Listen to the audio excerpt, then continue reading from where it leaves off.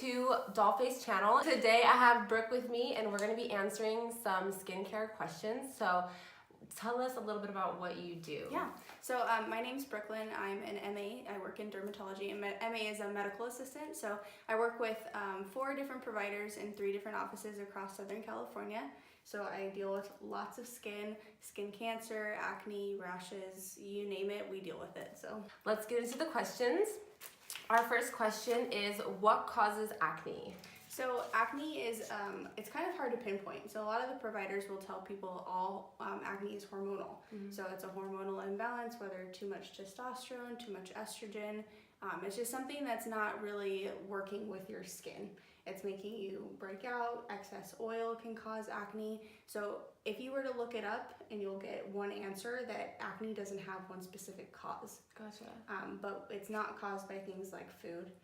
Stress affects the skin in lots of different ways, so we'll get into that a little bit. I totally thought the entire time that it was like stress and food, because you see like little bit like differences when you drink like dairy or like. So that's where the hormones come in. Things like dairy and cheese are hormones. So things like that dairy and cheese that have hormones in them will cause acne because it's hormones. Oh, so like hormones from animals can affect our home? Yep. Yeah. So things like I don't know, sugar and things like that are not technically considered to cause acne. They're not necessarily good for you, and they can, mess some things up, but you're not gonna break out in 1,000 breakouts because you ate some sugar. But things like dairy can so cutting out dairy from your diet could be good for you if you have acne. It can, or just in moderation. Oh, gotcha. Because we don't want to give up pizza. Yeah, no. We gotta have the cheese pizza. Exactly. All right. So question number 2: what role does diet play in acne? Yeah. So we just kind of went over that. Yeah. Keeping a healthy, balanced diet is definitely important for all aspects of health, especially in skin. But moderating dairy, ice cream, things with lots of cheese. I know. I know. But it could help your skin. What is the best way to treat your acne? If you're okay, and there's different types of acne, right? Like cystic acne, like blackhead acne. So is there one great way to treat it, or? Definitely a template that we follow in dermatology to treat acne, especially if you're getting a lot of inflammatory papules, those pustules, those whiteheads that you get that are red and inflamed and they hurt. Those kinds of things, there's definitely a way that we treat them. Comedonal acne, more blackheads, those are a specific way to treat that as well. And then cystic acne or nodular cystic acne, there's different ways to treat that as well. But generally when someone comes into the office for acne, we'll treat them, we'll put them on 2 topicals, a morning cream, a night cream, and then a pill.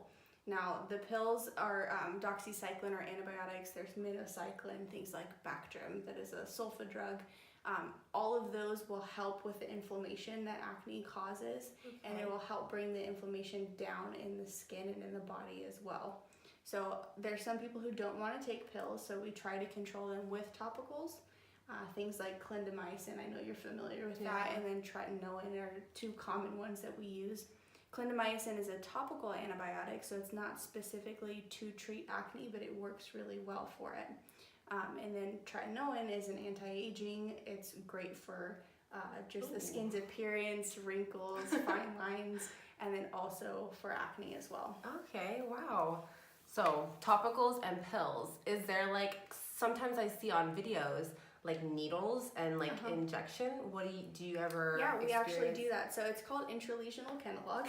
Wow. And it's we use it for scars, and we also use it to bring down the inflammation. What it is it's an injectable steroid, like triamcinolone is what it actually is. Yeah. And it just goes down into the skin and helps with the inflammation to calm it down from the inside. So we'll use a very low dose of a steroid to just calm down. If you have one specific cyst that just won't go down, or it's very painful, it's been persistent for a month or so, we'll go ahead and go that route. Gotcha. Yeah, because I was going to the dermatologist and they would do the treatment on me. They would steam the face and then they would start taking out the abrasion. Is that what you say? The blemish. The blemish. They would start taking out the blemish with the little tools, and then they would say, "Oh, call the doctor," and then the doctor would say, "Put a steroid, the shot in that 1 or 2." Yeah, exactly. Wow. So, if you're going to go go to a dermatologist or go to a very well-trained esthetician instead of for like, we call it acne surgery, for when you take out those blemishes, because you want to make sure that you're doing it the right way. Because if you don't, do you get more scar? Yeah. Oh. Yeah, and we'll get into that too. You don't want to scar your face, because scars are something that's very hard to get rid of. Yeah. And we can talk more about that when we get to that question. Number 4, is it harmful to squeeze your blemishes? Yes, it is. So, yes and no. We'll put it that way. Yes, if you're doing it with your fingers, with your nails, things like that, that you're just really getting in there and just digging in your skin. Trust me, I know we all want to pop our pimples. We all do it. I mean, it's really hard not to, because you see something, you see a whitehead, you don't want to go out in public like that. Right. You're like, I just want to take care of it. But we always tell people, try to do your best not to pop the pimples, or, you know, especially blackheads and things like that. Those are hard to get out. Yeah. Now, if a pimple is ready to be popped and you get in the shower and you get out of a steamy shower and it's soft and you barely have to put any pressure on it to get that out, then, you know, it's not too bad. But if you're sitting there making yourself bleed and it's not coming out and you're just persistent and you're picking at it, that's when it gets to be bad, because that will leave, you know, a scar, a depressed scar in your skin, and you don't want that, because it's hard to get rid of. Once you have that depression in there, it's really hard to kind of counteract that later on. Gotcha. So it's all about getting that pimple kind of like soft and ready to be popped, because I can see it sometimes when I have a whitehead after the shower. You barely touch it and the stuff starts to come out. Exactly. And that's when me personally, you know, it is what it is. If you're gonna pop your pimples, at least do it that way, where you're not forcing it out. Yeah. Number 5, should I stop wearing makeup if I have acne? This is good. Yeah, that's a good. This is really Absolutely not. Acne is very hard on the psyche. It's very hard on people's self-esteem. So I think that if you have acne and you're struggling with acne and you're in that point where it's not being well controlled, you're trying to figure out what works for you, you don't have to stop wearing your makeup. If it makes you feel better to cover up that pimple, by all means do Cover that shit up. Just use, exactly. Just what you're gonna want to look for is makeup that doesn't have a high oil content. A lot of makeup says oil free, but if you really kind of use it, you can tell when there's really some oil left in there. Things like Bare Minerals. I used to work for Bare Minerals. I'm a huge fan of their makeup. So they have mineral makeup. They also have liquids now, which they didn't when I started working there. They actually introduced it in my first year of working there, and I really, really enjoy their makeup. I used to treat people with acne. I would give them a regimen to use for skincare, and then I would give them a regimen to use for makeup, so that they could treat it and also continue treating it with makeup that wasn't going to make the problem worse. So gotcha. That's really good, because I always thought like liquid makeup would make the pores clog, versus like a powder that's like a little bit lighter would just brush on top. So it really just depends. You know, you can get a powder from MAC, for instance, that's definitely 100% going to clog your pores, or you could get a liquid from Bare Minerals that is not going to clog your pores. So find what works for you. Also, drugstore brand Revlon apparently is a good brand that does not have a high comedogenic property to it. So that's another one that we used to tell people, patients. It's affordable. Yeah, we used to tell patients that if you want to go drugstore brand, look for mineral makeup, or Revlon is a good one too. Number 6, what ingredients should I look for in an acne treatment, and why? Oh, good question. So 2 that I am a huge fan of. So benzoyl peroxide. There's different forms of it. You can buy a benzoyl peroxide wash. There's a brand called Panoxyl that's sold over the counter. It comes in a 4% and a 10% strength. 4% you'd use for the face. If you struggle with body acne, chest and back specifically, a lot of that is common in men. Or if you are, you know, into fitness and you sweat a lot, you can get chest knee, back knee, you know, you'll use the 10% for the body. So, and be careful, use a white towel in the shower, because it will stain all your clothes white. But it does come in a gel, and it also comes in lotions and cleansers. So you can use pretty much any way that works for you. If you like the gel better for spot treatment, or if you want to use it as a cleanser. If you're using a topical antibiotic, something like clindamycin that I mentioned earlier, you definitely want to use a benzoyl peroxide wash. And the reason being is benzoyl peroxide helps to make sure that you don't get a resistance to the antibiotics. So your body automatically, over time of prolonged usage, will develop a tolerance to it. You don't want that, so you use the benzoyl peroxide to kind of counteract that. Wash it and then you put the clindamycin? Exactly, yeah. What? So you'll use it once a day if that works for you. If it's too drying, back it off once, twice a week, 3 times a week until your body starts to get used to it. If it's not drying your skin out, like I said, use it every day. Wow. Yeah. Oh, that's crazy because, so also I have a question for myself. Yeah. When I was doing doxycycline, pills, and I think my body got immune to them because I was on them for 6 months. Yeah. Does that happen too? Like, can your pills can you become? If you're on antibiotics for a very long time, 6 months probably not so much, but if you're on them for a year and a half, we try not to do that. Okay. Once we get you to a point where we're happy with your clearance, your acne clearance, if we're happy with your clearance, then we tend to back it off. So our initial dose, depending on how much you weigh, is usually about 100 milligrams twice a day. Okay. If you're clear for a good amount of time with that, we'll back it off to 100 milligrams once a day. If you're good with that, 50 milligrams once a day. So we slowly wean you off. And if you immediately start breaking out again, then we know that it's time to continue with that. But also, if you're not getting a good amount of clearance, we'll talk about further treatments like Accutane, and we can talk more about that later. But we have one more ingredient to go over. Yes. If you suffer from a lot of blackheads, get salicylic acid. Acid is really great for those blackheads. It helps to control the oil, and oil is what is going to get into those clog the pores and cause the blackheads, that comedonal acne. So get salicylic acid. Usually we recommend a 2% toner. Neutrogena has a good one. Clean and Clear has one as well. And then so you just look at the ingredients on the back and it's salicylic acid. And it'll sometimes say on the front too, salicylic acid toner or whatnot. But salicylic acid, benzoyl peroxide, 2 best friends. How do I know if it's time to see a doctor if my acne is like just getting more and more severe? Yeah, so if you are, I think the biggest thing is that people overtreat their acne. They see that they have a breakout, they want to do everything they can to stop it. I mean, it's totally normal. Yeah. Before I got more education on acne, I did the same thing. Masks every day, 2 or 3 different types of creams. Yeah, the whole 9 yards. You try to do everything you can to help yourself until you're given the tools that will actually help you. Yeah. Someone to actually sit down with you and tell you what you need to do. So when it's time to see a doctor is if you're treating your acne and it just is progressively getting worse, you're not seeing clear skin. If you're, get breakouts around your period, okay, it happens. Yeah. If you're breaking out all of the time, you might want to go see a dermatologist, especially if you have insurance. Why not? Yeah. They're here to help you. There's people who, come in and see us and I've been struggling for years with acne. Why didn't you come see us earlier? And at that point, we start talking about more permanent treatments like Accutane because we just don't want you to get any more scarring that we can't really do much to help you with at that point. How long before I see a result from using my acne medications? Because I want instant results. If you're seeing a doctor and you're on these medications, we usually see you back in 6 weeks. Okay. We hope to see some progress in 2 weeks.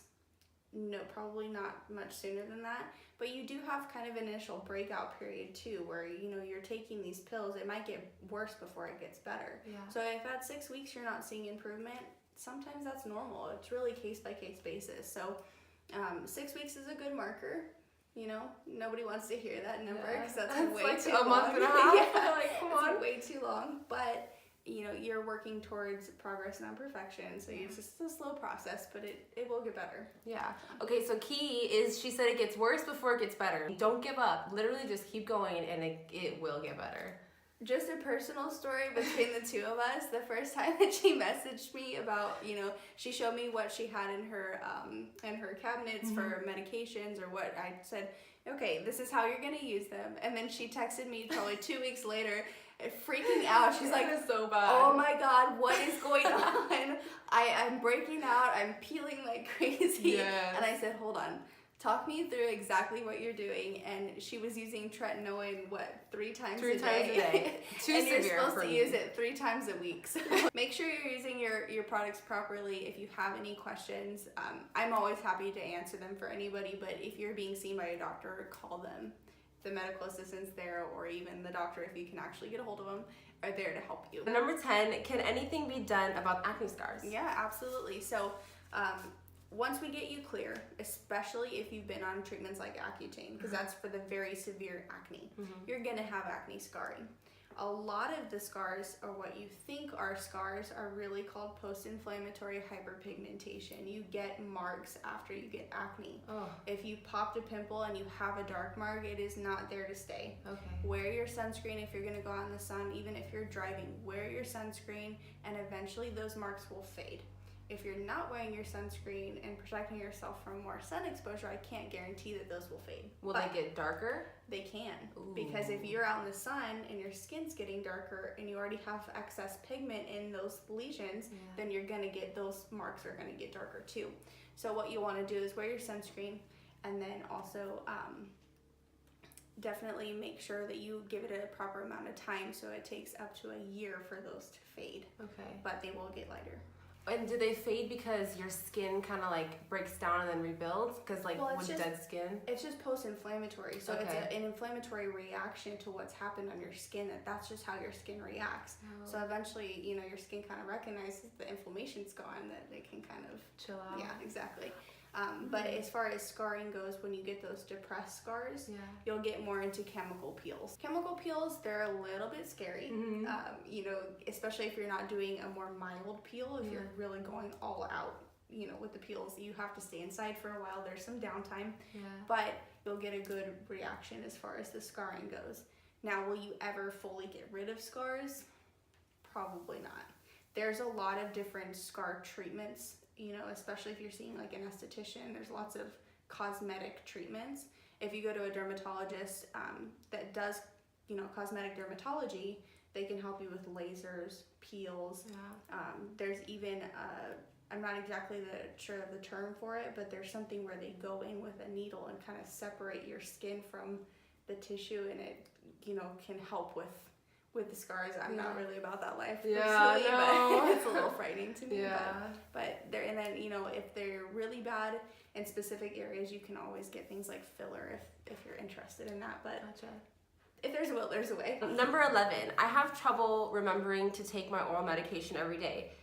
What's a good way to remember, and what should I do if I forget? For things like doxycycline or antibiotics, I personally recommend that you skip it if you miss it. You know, if you're supposed to take it at 8 o'clock and it's 12 and you remember at that time, then go ahead and take it. But it's not going to necessarily do any damage if you take 2 pills at nighttime, but it's also okay to skip it. Your body's not going to have like an insane reaction and all of a sudden you're going to like break out everywhere or anything. Nothing bad is going to happen if you take it at nighttime altogether. If your dose is 100 milligrams twice a day, it's okay to take it all at one time if you forget it. But we do recommend that you take 1 in the morning, 1 at night, or have a full 24 hours of that medication in your body. But what I always tell patients is put your pills by your toothbrush, because I know you're not leaving the house without brushing your teeth. Or and if you are, and if you are, then I don't know what to tell you. But I put my pills by my toothbrush, because then when I'm brushing my teeth, then I just take my pills. If you're taking the pills at 8 a.m. and 12 p.m., do you have to take them on the same time every day, or just 1 in the morning, 1 at night? I think for the sake of you know, establishing a routine, it's smart. I don't think it's necessary. You know, some people don't have a set schedule. You don't wake up at 6 a.m. every day. Maybe you wake up at 6 a.m. some days and 12 o'clock other days. I think, you know, for the sake of your routine, whatever works best for you. If you're not somebody who goes to bed till 12 at night, then you can take it at dinner time. We just recommend taking them with food and water. So. And then I've taken doxycycline on an empty stomach. I almost threw up every single time. Yeah, so the biggest thing with doxycycline, there's 2 different forms of doxycycline. There's doxycycline monohydrate and doxycycline hyclate. If your doctor's going to put you on the hyclate version, I've personally had an experience that it does upset more patients' stomachs than the monohydrate. So now personally, when I write a prescription for doxycycline, I only write for monohydrate. And less people have come back to me and said, oh, you know, I had a really bad GI upset, whether you know, are running to the bathroom every 2 seconds or if you feel nauseous. So just take it with food and water. Don't lay down for an hour. Number 12, how should I go about my anti-aging routine when I'm using acne treatments? So one of our acne treatments is an anti-aging. So we put almost every patient on tretinoin. Whether you've finished your Accutane treatment, which is a more permanent solution for acne, it's like a 5-month treatment, 6-month treatment, depending on your physician. We'll put them on tretinoin afterwards to help with scarring and also to help with, all the post-inflammatory hyperpigmentation that we talked about earlier. But usually we put you on tretinoin to use as your night cream. Okay. And that will help with fine lines, wrinkles, just the appearance and texture and tone of the skin all improves. I think if you were to introduce one anti-aging thing to your skincare, it should be tretinoin. Okay. And an eye cream, because Yeah. eye cream's important too. Mix it up. Tretinoin, it dries your face a little bit, right? It does at first. There's definitely an initial peeling phase. What you went through is everybody goes through it. So there's different strengths. There's a 0.025, a 0.05, and then a 0.1%. Yeah. The 0.1%, if you were to introduce that into your skincare, you'd have a huge peeling phase because it's strong. And most people don't need something that strong, especially if you're young. The 0.025 is the one I use. It works really well. You're probably not going to have as much of a peeling phase. It might last for a couple weeks at most, if it even happens, because it's so mild. Yeah. The 0.05 is what we mostly write for and what we mostly give people, and that does have a peeling phase. If you're using things like Differin, which is not tretinoin, but it's sold over the counter, and it's a very similar product, that definitely will give you an initial peeling phase. Okay. The first time I used that, for weeks I had this horrible fuzz going on of peeling on my forehead, and I was like, what is going on? What is happening to me? Because I didn't know.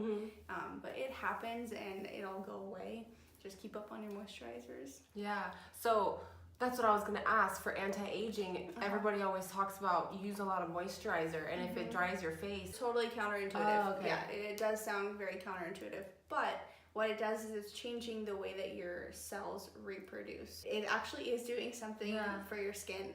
There's some people who don't like tretinoin, who you'll go in and tell them, oh yeah, I'm using a Retin-A, and they'll freak out on you. It thins your skin and all this stuff, and if that's the case, then that's the case. It can thin your skin over time, but that's if you're using a super strong, potent tretinoin, and it's not gonna make you're not gonna barely nick your skin and all of a sudden your skin's gonna break open. It's not that dramatic. Your doctor went to many, many years of school, and they're very well trained, and they know what they're giving you. Yeah. They know exactly what ingredients are in it, and they know exactly what it does to the body. So if your doctor's saying it's safe to use, I would trust them. Number 13, facial brushes. Do you recommend these, and are they good for every skin type? Okay, so that's a really good question. I personally like facial brushes. Doctors don't necessarily say that they're good or bad, and I'll go a little bit more into detail with that. So if you're using things like tretinoin is a chemical exfoliant, which means it's going to change the way that your cells reproduce. It's a quicker cell turnover, meaning that if you're exfoliating on top of using tretinoin, and you're using tretinoin every night or 3 or 4 times a week, and then you're using your spin brush 3 or 4 times a week as well, you're just exfoliating too much and your skin's going to get irritated. Gotcha. You're basically opening up those pores for so much more to go in and get into them. Now if you're using your tretinoin and you want to use your spin brush once or twice a week, absolutely go for it, because it's a great way to get a clean face. But just use it with something gentle like a Cetaphil or CeraVe soap that actually isn't a soap. It's a cleanser. It's very, very gentle, and it's not going to cause any excess irritation. Would you exfoliate and then put the tretinoin on it, or you would just do one or the other? Yeah, I would probably use your spin brush on the 2 or 3 or the 2 days that you're not using your tretinoin. So if you're using your tretinoin Monday, Wednesday, Friday, you could use your spin brush Tuesday, Thursday, or whatever works for you. This is an example. Gotcha. So don't do it on the same day. And then I think that it works really well to because when you're peeling from the tretinoin, it does to take off all that dry, dead skin. Gently kind of get that skin off. Number 14, what do you use for your skin? Okay, good question. I use a Cetaphil soap every night. Mm-hmm. I cleanse in the shower after I remove my makeup. And I don't mean to remove my makeup like face makeup. I remove my eye makeup and then I'll go in the shower and I'll cleanse my face with Cetaphil. I get out of the shower and I pat dry, but then I personally have a Skin Medica tretinoin. It's 0.025%, so it's very gentle. I'll apply that after my face is dry. And then I have Nivea cream. You get a big blue like jar of it for I think $6 or $7. And I've had mine, no joke, for over a year and it's not even halfway done. Yeah, it's thick. It is thick. Yeah. So if you have really oily skin and you don't need that much moisture, then don't get that one. Get something like Cetaphil or CeraVe. That's something that's gentle but also is going to give you enough moisture. Just because you have oily skin does not mean that you should not moisturize. And that's another common misconception. You still need moisturizer. Your oil will continue to produce and get even worse to counteract for the dryness that you're not giving your skin back. So if you get out of the shower and you don't put any moisturizer on, and you don't put any moisturizer on after you cleanse in the morning or whatever your routine is, and then you find that you're really oily throughout the day, it's probably because your skin is actually needing moisture, and so you're just getting more oily. But that's really my skincare. I keep it very simple. Another thing that people really don't like to do with their acne is keep it simple. Your skin doesn't need that much. Yeah. You know, the masks and stuff, while they're fun, I have some too. I have a black mask. I have a cooling mask. I use them every once in a while for fun, just to pamper myself or whatever. Good. Yeah, exactly. Do like a home spa day. Yeah. We all have them, but you just don't need them. And there's so many like fads on Instagram and things like that. Like use coconut oil, use all these oils and things. And if it works for you, then I'm not going to be the one to tell you not to use them. But it's just not something that we recommend doing in dermatology. Our number 15, is there a makeup brand out there that's better for sensitive acne prone skin? I would definitely use something like Bare Minerals or Mineral Makeup. That's going to be the best for sensitive skin. When you have sensitive skin, that's why we recommend so many things that have like the least amount of ingredients, because the simpler your skincare is, the simpler it's going to feel on your skin and the less likely it is to irritate you. Okay. So Bare Minerals, I think I probably have a powder I could show you. I think it has like 4 or 5 ingredients in it at most, and they're all minerals. So the least amount of ingredients is better for your face, or the less stuff in it is good? Usually. If you see a lot of long chemical names in anything, including your sunscreen, it's probably not like the best for you. Gotcha. Yeah. So just check out the ingredients list. Yeah. And then one more question, last but not least. Yeah. Accutane. Do you recommend Accutane, and do you recommend Proactive? Because a lot of people are like, Proactive is almost like a fab or like a trend. And is it even good? And is Accutane even good? I can't really speak too much on Proactive. Gotcha. I see a commercial, I think the other day, about that they introduced a tretinoin type product into their routine. And I think that having a 3-step program or system for a lot of people who don't know what to do with their skin works really well for people. And like I said earlier, these types of routines and regimens are going to work if you work them. If you use them, things will work properly. Gotcha. So things like Proactive, it works for people, and I think that's why is they have a structured way to use their skincare. Instead of going to see a dermatologist, they just buy it online and it's 1, 2, 3, you know? So it works. Now, things like Accutane. Accutane is a sensitive subject for a lot of parents. And I say parents because usually it's not, you know, adults that come in with really bad acne who need acne treatment because they've probably already gone through it as teenagers. Because of, there's a warning for Accutane that it can cause depression. And there was, I think, one person who actually committed suicide while on Accutane. However, this was many, and I mean like 50 years ago that it happened. And if one person says that they have a side effect while being on the medication, it has to be put into the warning. So no, Accutane is not going to make you commit suicide. If you have a history of depression, which we have patients who are being treated for depression who are on Accutane, all we have to do is make sure that, you know, if you're seeing a psychiatrist or a psychologist, and you're on medication that's treating depression, we get a written letter from your psychiatrist that says you know, so-and-so is cleared to go on Accutane. We think that, you know, their depression is well controlled, just to be safe. We like to be safe rather than sorry, you know? And we monitor you so closely. Every month you're in there, you're getting blood work done every month. You're getting, if you're a female, you're getting a pregnancy test every month. Where we monitor you, we ask you, when you come in, have you experienced headaches? Is your skin very dry, which is another really common effect. It dries you out everywhere. Dry lips, dry skin, like everything. You get very dry. We ask you if you've had stomach aches. Do you have blurry vision? Are you feeling depressed? Do you have any mood changes whatsoever? And if you do, we back off your dose or we take you off depending on how severe it is. So we monitor you so closely that, to me, Accutane is such a safe treatment and it's such a permanent treatment that rarely people have to do a second round when they get a second round of acne. Gotcha. So if you can have a 14-year-old kid that doesn't have to go through the psychological effects of having acne, and you can just like cut it, why wouldn't you? Like, to me, just try it. If I was a parent, I wouldn't hesitate to put my kid on Accutane. It's a high dose of vitamin A. That's what it is. That's what it is. So tretinoin is similar. You have to start birth control before you get on Accutane because of birth defects. Potential birth defects. Birth defects are for sure. If you get pregnant while on Accutane, there's a very, very high chance that your child will have birth defects, which is why we monitor you so closely. And if you're of childbearing potential, is what we call it, you have to either be on 2 forms of birth control or claim that you're abstinent. And you go into a system called iPledge that is highly, highly monitored by the government, that you cannot miss a month. You can't. You have to. It has to be in a 5-day window. That you have your blood drawn. That you have your pregnancy test done. Like, everything is so closely monitored. And if you, for any reason, don't go along with their rules and regulations, you get locked out.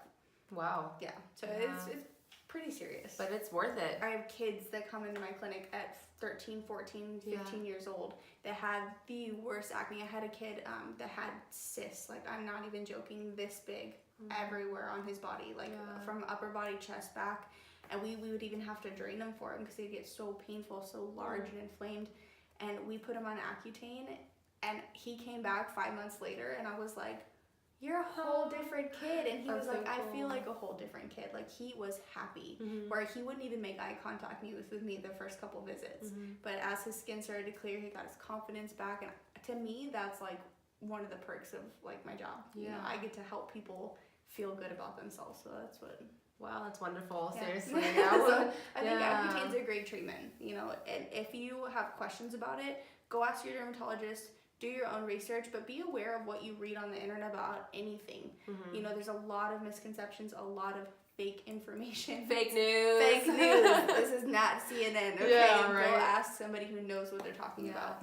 So that's all the questions I have for you today, Brooke. Thank you so much for taking the time out to answer my questions and give you guys some information. Also, click the links below to subscribe to her channel. And if you have any questions for her, do not hesitate to ask.